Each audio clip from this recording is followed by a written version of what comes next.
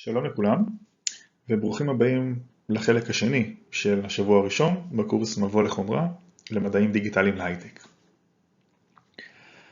בחלק הראשון דיברנו על בסיסים, מעבר בין בסיסים, בסיס עשרוני, הקסדצימלי, אוקטלי ובינארי, איך עוברים בין בסיס לבסיס. עכשיו אנחנו נראה למה היינו צריכים את זה. נתחיל עם בסיס בינארי. בסיס בינארי הוא הבסיס החשוב ביותר במערכות ספרתיות.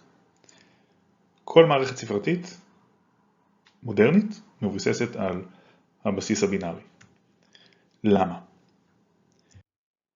אז התשובה היא שבעזרת בסיס בינארי אפשר לייצג שני מצבים. כל ספרה בינארית, כל ביט, ספרה בינארית זה ביט, כן, 0 או 1, יכול לייצר איזשהו אנלוגיה למצב. במקרה של עולם המחשבים, בדרך כלל 0 מייצג מתח נמוך ו1 מתח גבוה. או במילים אחרות, 0 מייצג משהו כמו מתג פתוח ו1 מייצג משהו כמו מתג סגור. בואו נראה איזושהי דוגמה. אז במצב הזה יש לנו איזושהי מנורה שמחוברת לסוללה, ויש שני מתגים, A ו-B. כמו שאמרנו, מתג פתוח אנחנו מסמנים בתור 0 ומתג סגור בתור 1. אם גם A וגם B שניהם שווים ל-0, זה בעצם אומר שגם המתג A וגם מתג B הם פתוחים, זאת אומרת לא עובר כאן זרם, אז המנורה קבועה. מה קורה אם מתג A עכשיו מישהו לחץ עליו, סגר אותו? אז עכשיו יש כאן מעגל חשמלי והמנורה עובדת. בואו נצייר את זה בטבלה. יש לנו מתג B הוא 0, כי הוא פתוח. מתג A שווה ל-1, הוא סגור, עובר דרכו זרם. והמנורה עובדת. נסמן את המנורה בתור 0 לא עובדת ו1 עובד. זה הסימונים האינטואיטיביים. מנורה עובדת. עכשיו, מה יקרה אם רק B, המתג B יהיה סגור ו-A יורע, מישהו ירים את A וכאן לא יעבור יותר זרם? המנורה עדיין תעבוד, נכון? עכשיו בטבלה B שווה ל-1, A שווה ל-0, והמנורה עדיין עובדת. הכל בסדר. מה קורה אם גם A וגם B שניהם יהיו סגורים? במקרה כזה, גם A וגם B יהיו שווים ל-1, והמנורה עדיין תעבוד. זה לא משנה אם היא מחוברת רק דרך מתג אחד או רק דרך מתג אחר או דרך שניהם. היא מחוברת לסוללה והכל בסדר. זאת היא פעולה בסיסית של שני מתגים ונורה. כן? ואם נגדיר את זה במילים, הנורה תאיר, זאת אומרת שהלמפ יהיה שווה ל-1, אם A הוא 1, או אם B הוא 1. אם שניהם 1 זה גם בסדר. לפעולה הזאת אנחנו נראה בהמשך, נגדיר אותה כמו שצריך בערך בעוד שבועיים באלגברה בוליאנית, שבוע וחצי, אלגברת מיתוג. זה אותו דבר אלגברה בוליאנית ואלגברת מיתוג בקורס שלנו, כן? בתור פעולת OR, או A או B. וזה דומה לפעולת חיבור שאנחנו מכירים מהעולם של המספרים שלנו. באלגברה בוליאנית זה ממש פעולת חיבור. עכשיו, למה אני אומר שזה דומה? כי תחשבו שנייה שאנחנו נמצאים עכשיו בעולם של המספרים שלנו. זאת אומרת, מספרים עשרוניים. 0 ועוד 0 זה 0. 0 ועוד 1 זה באמת שווה ל-1. 1 ועוד 0 באמת שווה ל-1. במקרה הזה זה קצת שונה, כי 1 ועוד 1 פה זה שווה ל-1, בעולם שלנו זה יהיה שווה ל-2. עוד רגע נראה איך מתייחסים לזה. אבל הפעולה הזאת היא נקראת פעולת OR, ומסמנים אותה בפלוס. יש פעולת חיבור, ואיזה עוד פעולה יש? כמובן, פעולה שנייה חשובה היא פעולת כפל. בואו נראה איך הנורה תתנהג בפעולת כפל. בפעולת כפל יש לנו שני מתגים שמקודם המתגים הם במקביל אחד לשני, כאן המתגים הם בטור אחד ואז מגיע השני. בוא נראה מה קורה. אם שני המתגים הם 0, מתגים פתוחים, אז מן הסתם המנורה לא תאיר, היא לא מחוברת. עכשיו, אם רק A סגור, או רק B סגור, זה עדיין לא עוזר לנו. המנורה עדיין לא מחוברת, אין עדיין חוט שמחבר אותה לסוללה, אין מעגל חשמלי סגור, ולכן אם A הוא 1, או אם B הוא 1, אבל השני הוא 0, המנורה עדיין לא תעבוד. רק אם גם A וגם B ביחד סגורים, זאת אומרת שווים ל-1, גם A וגם B, רק אז המנורה תעבוד ותפעל ותדלק. פעולה הזאת, אינטואיטיבית, קוראים פעולת וגם. הנורה תאיר להם שווה 1, רק אם A שווה ל-1 וגם B שווה ל-1. בסדר? A and B, את הפעולה הזאת, כמו שרמזתי, מסמנים בכפל. והפעולה הזאת היא, שוב, אם חוזרים למספרים הרגילים שאנחנו מכירים, באמת, במקרה הזה היא ממש זהה לפעולת כפל. כי 0 כפול 0 זה 0, 0 כפול 1 זה 0. 1 כפול 0 זה 0, ו1 כפול 1 זה באמת 1.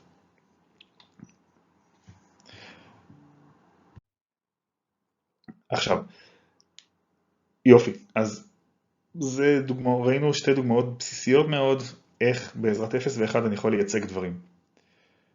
איך בעולם האמיתי, במערכות דיגיטליות, מערכות ספרתיות, משתמשים ב-0 ו-1.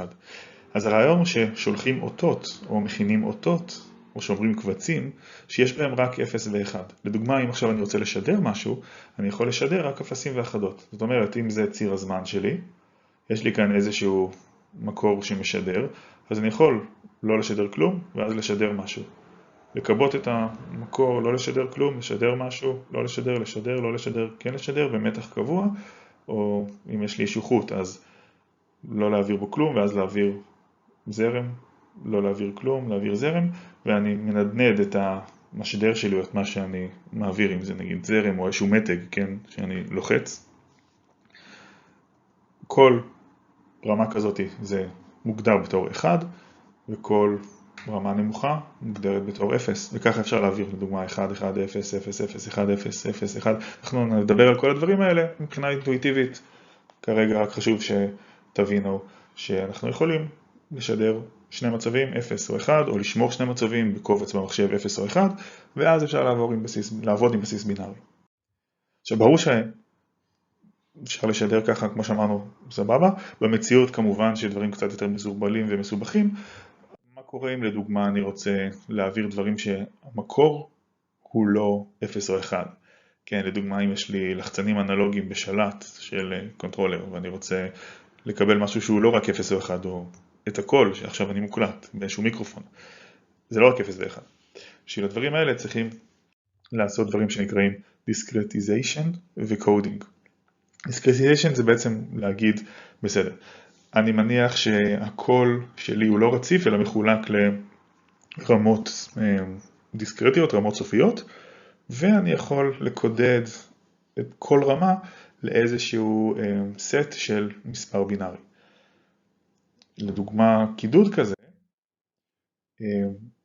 של קוד בבסיס בינארי בסיסי, קידוד בבסיס בינארי בסיסי, זאת טבלת ASCII. זאת הטבלה הבסיסית כבר משנות ה-70 שעד היום מדפסות עובדות לפיה. אני לא שולח למדפסת A, B, C או את כל האותיות שאני רוצה להדפיס, שולחים אפסים ואחדות.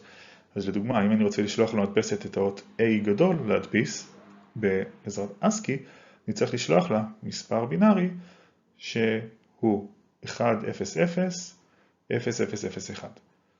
מספר בינארי 1, 0, 0, 0, 0, 0, 1 אומר לה של 7 ביט, כן, יש לו 7 ספרות בינאריות, אומר למדפסת, תדפיסי את A כאן. זה דוגמה אחת לקידוד, בתרגול תראו כל מיני צורות שונות של קודים.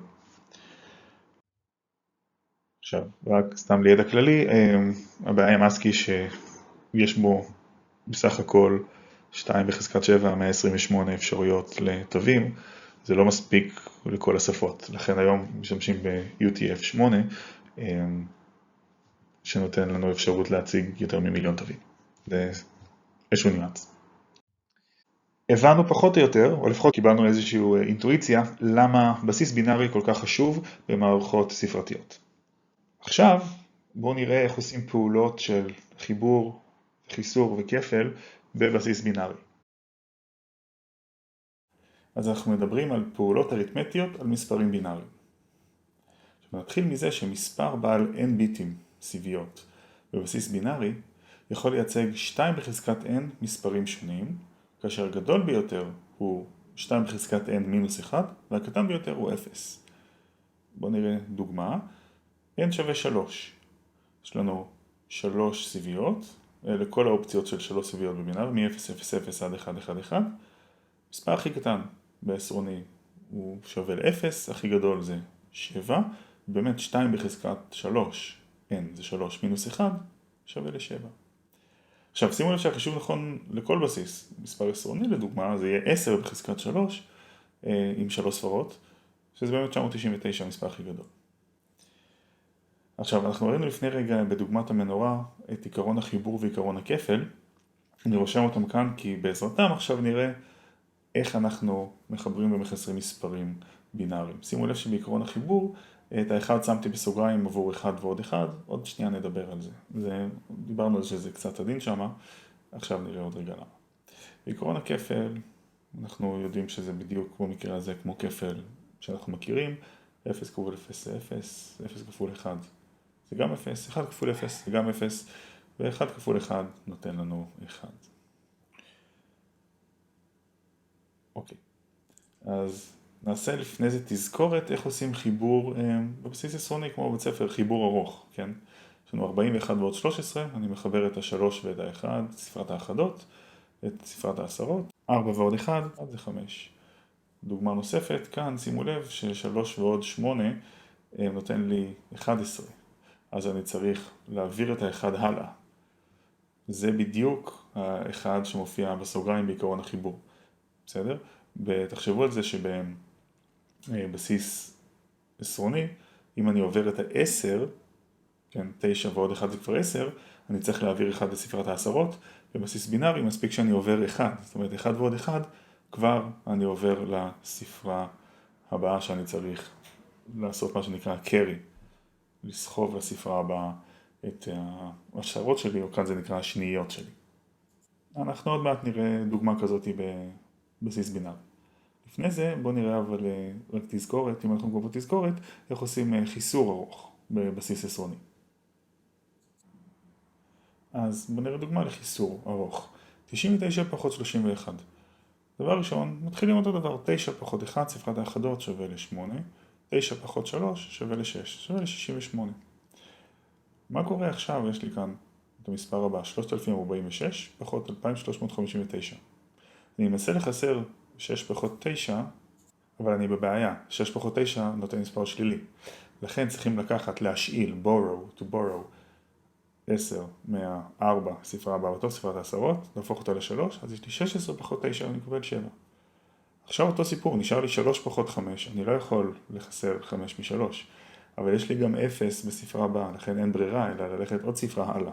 להפוך את ה-3 האחרון, את האלפים ל-2, ואז את הספרת מאות שהפכה להיות 10, להוריד עוד פעם ל-9, להעביר את זה ל-3, ואז אני מקבל 13 פחות 5, שזה 8.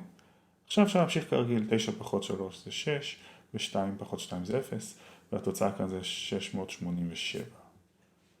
בבסיס בינארי השיטה זהה לחלוטין. עכשיו בואו נראה את זה. בואו נראה דוגמה. אז אותה דוגמה שעשינו לפני רגע, 41 ועוד 13 בבסיס עשרוני זה 54. כשממירים את 41 ואת 13 לבסיס בינארי, אנחנו נקבל את המספרים 1, 0, 1, 0, 0, 1 עבור 41, ו-13 זה 0, 0, 1, 1, 0, 1. בואו נחבר ביניהם. אז נתחיל. 1 ועוד 1, זה ספרת האחדות שלנו, זה שווה ל-1, 0, נכון? לפי עקרון החיבור שלנו. אז אני צריך לכתוב 0 כאן, ואת הקרי להעביר לספרה הבאה בתור, ספרת העשרות או השניות. ואז 1 ועוד 0 ועוד 0, לחבר הכל, זה 1. נמשיך הלאה. שלב הבא, 0 ועוד 1 זה 1. 1 ועוד 1, כמו שקראנו בהתחלה, 0, מעלים את ה-1 למעלה, נכון? ואז אותם מחברים 1 ועוד 0 ועוד 0 שווה ל-1, ו-1 ועוד 0 שווה ל-1. ואנחנו קוראים 1, 1, 0, 1, 1, 0, שזה באמת 54 בעשרוני, אתם יכולים לבדוק. בואו נבדוק חיסור. 9 פחות 6 זה 3 בעשרוני, ואם נמיר את זה לבינארי, נקבל 1, 0, 0, 1, פחות 0, 1, 1, 0, בואו נחסר. אז 1 פחות 0 זה 1. עכשיו כאן יש לי 0 פחות 1, וכאן יש בעיה, כמו שהיה לנו לפני רגע בדוגמה העשרונית. גם בדרגה הבאה אין לי מספר לקחת, ולכן אני צריך לעבור לדרגה הבאה בתור. 1 כאן הופך ל-0, ודרגה הקודמת הופך להיות 1, 0, שזה 10. אני מוריד ממנה 1, הופך את זה ל-1 ומעביר את ה-10 הלאה. ועכשיו אני יכול לעשות 1, 0 פחות 1, נותן 1. הדרגה הבאה זה 1 פחות 1 זה 0, והדרגה האחרונה זה 0 פחות 0 שווה ל-0. באמת 0, 0, 1, 1 זה 3 בבינארי. בואו נראה דוגמה נוספת. 27 פחות 5 בבסיס עשרוני זה 22. בבינארית אני מקבל 1, 1, 0, 1, 1 ו-0, 0, 1, 0, 1. אז התחלנו כבר 1 פחות 1 שווה ל-0, 1 פחות 0 זה 1. עכשיו 0 פחות 1, אני עוד פעם, אני לא יכול לחסר את זה, אני צריך ללכת לדרגה הבאה ולגנוב, להשאיל מספר. אז 10 פחות 1 זה 1, ואז יש לי 0 פחות 0 זה 0, ו1 פחות 0 זה 1, ובאמת 1, 0, 1, 1, 0 זה 22 בבסיס עשרוני. בסדר, עכשיו בואו נראה פעולה הבאה שהיא כפל. אז כמובן נעשה קודם כל תזכורת כמו כפל ארוך שעשינו בבית ספר, כפל ארוך עשרוני. אז השיטה היא תמיד מכפילים, מזיזים, מכפילים ובסוף מחברים. Okay. אז מכפילים, מזיזים ובסוף מחברים. דוגמה 121 כפול 23. זה 3 כפול 121, שזה 363, סליחה. 2 כפול 121 זה 242 אחרי שהזזתי, ומחברים הכל. אז זה הופך להיות 3, 6 ועוד 2 זה 8, 3 ועוד 4 זה 7, ובסוף 2 יש לי 2783. בבסיס בינארי הפעולה זהה לחלוטין על פי עקרון הכפל, כאשר אני מכפיל, מזיז ובסוף מחבר, כשאני מחבר על פי עקרון החיבור שכרגע ראינו. בואו נראה דוגמה. 25 כפול 5 בבסיס עשרוני זה 125. בסיס בינארי זה 11001 כפול 101. אז נתחיל. אני לוקח את ה-1 ומכפיל את המספר העליון, שזה פשוט המספר העליון, 11001, ו-0 כפול המספר העליון זה פשוט אפסים. 1 כפול המספר העליון זה המספר העליון, ואז פשוט מחברים הכל, 1111101. כן, וזה כפל. עכשיו, יש גם חילוק ארוך, אבל אנחנו לא לומדים אותו, כי זה מאוד מאוד מסורבל, גם בעשרוני, אף אחד לא באמת זוכר איך עושים את זה אחרי הבית ספר, נכון? אז תיאורטית אפשר לעשות את זה, אבל לא עושים את זה אצלנו בקורס, זה פחות שמיש.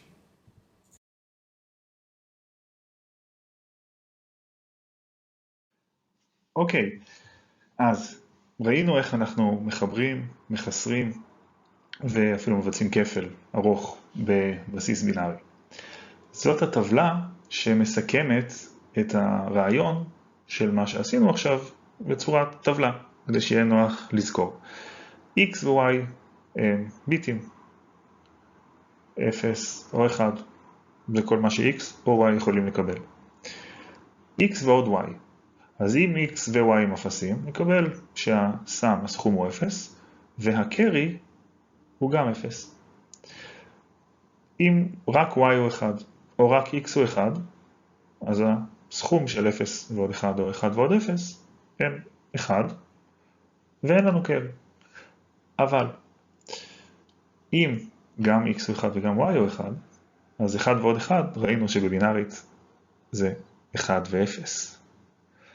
לכן בספרת האחדות הסכום הוא 0, אבל יש לנו קרי, כן?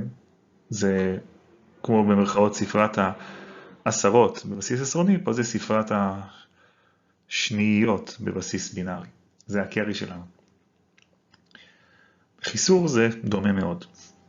0 פחות 0, x פחות y, אם הם אפסים, אין לי שום הפרש, ואני לא צריך לשאול כלום ספרת השניות שלי, כמו מהעשרות שלי, כן, מהספרה היותר חזקה. עשרות בבסיס עשרוני, אני אומר שניות כי זה במרכאות העשרות של בסיס בינארי. אם x הוא 0 ו-y הוא 1, ההפרש הוא באמת 1, אבל אני צריך לשאול ספרה מעשרות. זאת אומרת, אני שואל ספרה מעשרות, כמו שראינו, זה הופך להיות 1, 0, 2 בבינארית, מזה אני מחסיר 1, את y, ואז באמת אני מקבל 1. בדיוק כמו שראינו לפני רגע, במחברת. אם x שווה ל-1 ו-y שווה ל-0, אין שום בעיה, אז ההפרש הוא פשוט 1, לא צריך לשאול כלום, ו-1 פחות 1, x פחות y נותן לי 0 בהפרש, וגם לא צריך לשאול כלום. להשאיל כלום, סליחה. אז זאת הטבלה שמסכמת את החיבור והחיסור של שני ביטים בינאריים. וזהו. אז זאת סיימנו את השבוע. דיברנו בחלק הראשון על מקדמה כללית ועל בסיסים. מעבר מבסיס לבסיס, כן, בסיסי ספירה אקסדצימלי, אוקטלי, בסיס עשרוני כמובן, שזה הבסיס הרגיל שאנחנו עובדים איתו ביום יום, ובסיס בינארי. בחלק השני ראינו שהבסיס הבינארי הוא הבסיס החשוב למערכות ספרתיות. ראינו איזושהי דוגמה כלילה עם המנורה והסוללה. והתחלנו לדבר על פעולות אריתמטיות של חיבור, חיסור, כפל. שימו לב שעוד לא דיברנו על מספרים שליליים, נכון? איך מייצגים מספרים שליליים? את זה אנחנו נראה בשבוע הבא. נמשיך. אז תודה רבה לכולם, ובינתיים להתראות.